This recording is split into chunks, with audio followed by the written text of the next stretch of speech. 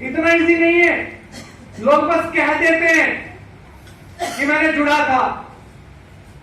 हाँ, जो मैं आपको बता रहा हूं, अगर आपने इसका सिस्टम फॉलो कर लिया ना, सिस्टम मतलब तरीके से कर लिया और सही तरीके से कर लिया, निरंतर कर लिया, तो जो बता रहा हूं यहां 2 लाख कमाना बड़ा आसान है।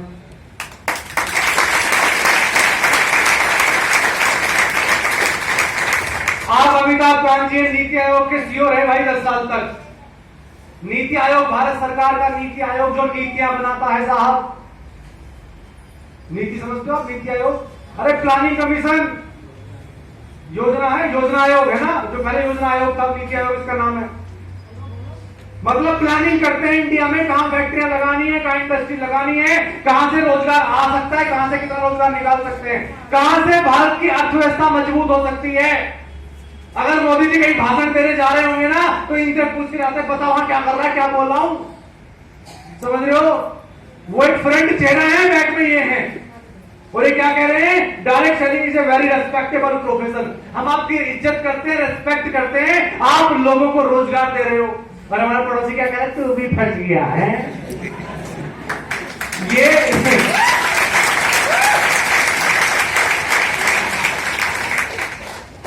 अब किसकी माननी चाहिए साहब?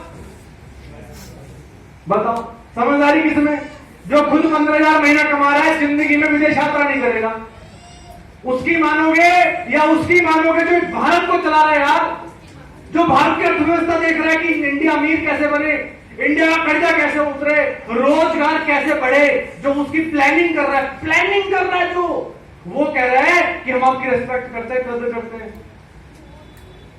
सिर्फ गूगल कर लेना कि हु इज अमिताभ कांत, सिर्फ गूगल पर लिखना हु इज अमिताभ कांत, कौन है अमिताभ कांत, उस पर लिख के आएगा 1980 के बैच के आईएएस ऑफिसर हैं थे, और नीति आयोग के सीईओ थे 4 महीने पहले तक, 10 साल तक।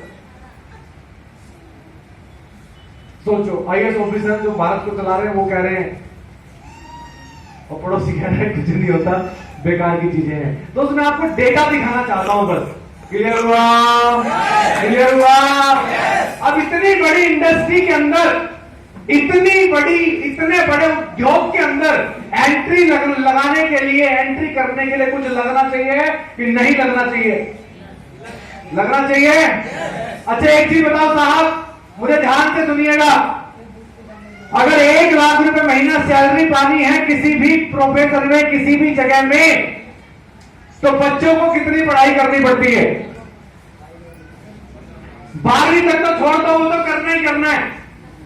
12वीं तक तो सबने करना है, बेसिक है, सबने पढ़ना चाहिए। लेकिन 12वीं के बाद अगर आप चाहते हो किसी भी फील्ड में आपकी तनख्वाह 1 लाख पहुंच जाए, तो कितने रुपए लगते हैं? लाखों, 10 लाख, 20 लाख, 30 लाख साहब, सच है कि नहीं है? और 5-5 साल लग जाते हैं स्पेशलाइजेशन करने में। और बताऊं एक बात और बताऊं, सिर्फ एक उम्मीद के बलबूते, गारंटी नहीं है। अगर कोई चार्टर्ड अकाउंटेंट की पढ़ाई करता है तो सिर्फ एक उम्मीद है कि लाख कमाऊंगा, गारंटी नहीं है। अगर कोई एमबीबीएस की पढ़ाई करता है ना, सिर्फ एक उम्मीद है कि अच्छा डॉक्टर बन जाऊंगा, गारंटी नहीं है। अगर कोई आईआईटी करता है ना, 20 लाख रुपए लगाता है ना, सिर्फ एक उम्मीद है कि हाँ मेरी तनख्वाह एक दिन 1 लाख हो जाएगी। समझ पा रहे हो मेरी बात आप? लेकिन मैं जिस प्रोफेशन की बात कर रहा हूं ना साहब, जिस इंडस्ट्री की बात कर रहा हूं ना साहब, जो चाहे भारत सरकार कह रही है, जिसको लोग कहते हैं कुछ नहीं होता, तो भी फंस गया, वो इंडस्ट्री इतनी बड़ी इंडस्ट्री है, अगर तुमने 3 साल शिद्दत से सही तरीके से काम अगर कर लिया, तो मैं गारंटी देता हूं लाख रुपए महीने की। तो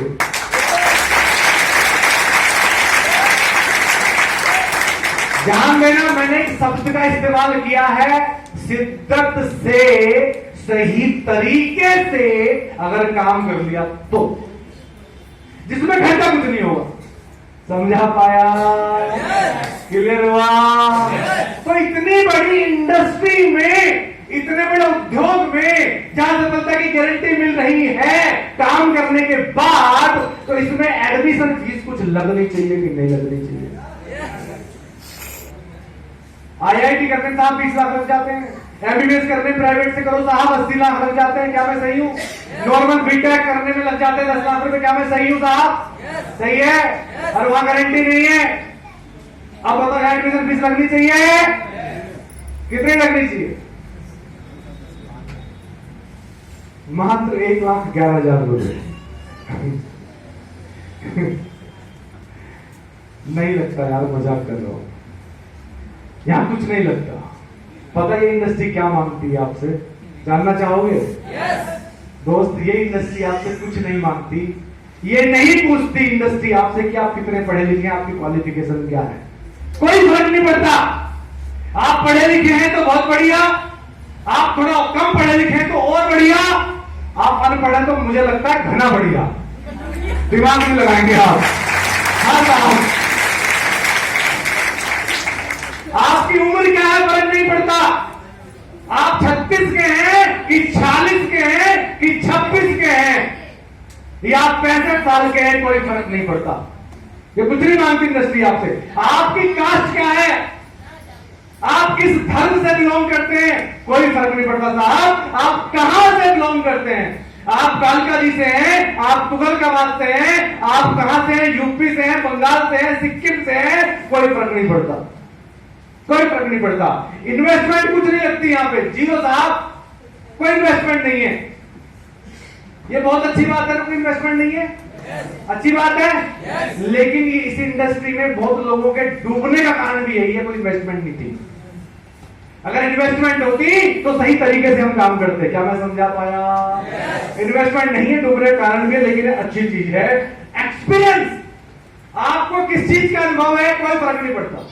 आप टेलर मास्टर हैं, आप तंदूर लगाते हैं, आप रेडी लगाते हैं, आप जूस का काम करते हैं, आप फ्रूट बेचते हैं, आप कोई फैक्ट्री में नौकरी करते हैं, आप कुछ भी करते हैं, कोई फर्क नहीं पड़ता। अरे इवन यार, आप डॉक्टर हैं, आप इंजीनियर हैं, आप ड्राइवर हैं, कोई फर्क नहीं पड़ता। सिर्फ एक चीज चाहिए, सिर्फ एक, जानना चाहोगे क्या?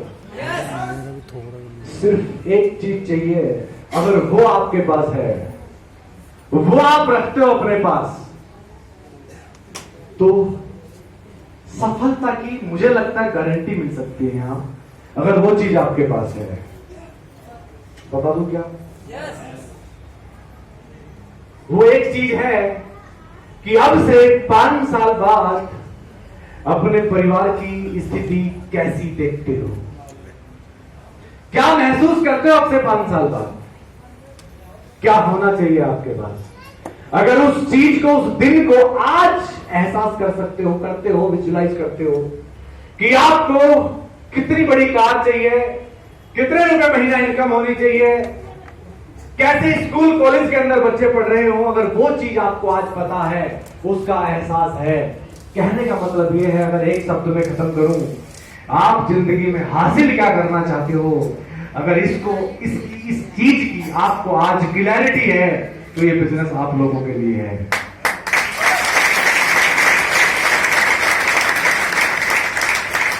अगर ये चीज आपके पास नहीं है, बड़े सपने नहीं है, कोई आपकी प्लानिंग नहीं है फ्यूचर को लेके, अपने परिवार को लेके, तो आप इस बिजनेस में दोस्त एंट्री तो मार सकते हैं, फ्री में लगती है, लेकिन जितनी जल्दी एंट्री मारेंगे उतनी जल्दी आप एग्जिट भी हो जाएंगे यहां से। क्योंकि इस बिजनेस के अंदर साहब वही टिकता है, वही काम करता है जिस व्यक्ति के सपने बड़े हैं, जो जिंदगी के अंदर कुछ बड़ा हासिल करना चाहता है। नहीं तो मार्केट के अंदर वो जो लोग मिलते हैं ना हर रोज, जो कहते हैं मैंने भी किया था, मैं भी जुड़ा था, मैं भी जुड़ा था, वो वही लोग हैं जिन्होंने सिर्फ एंट्री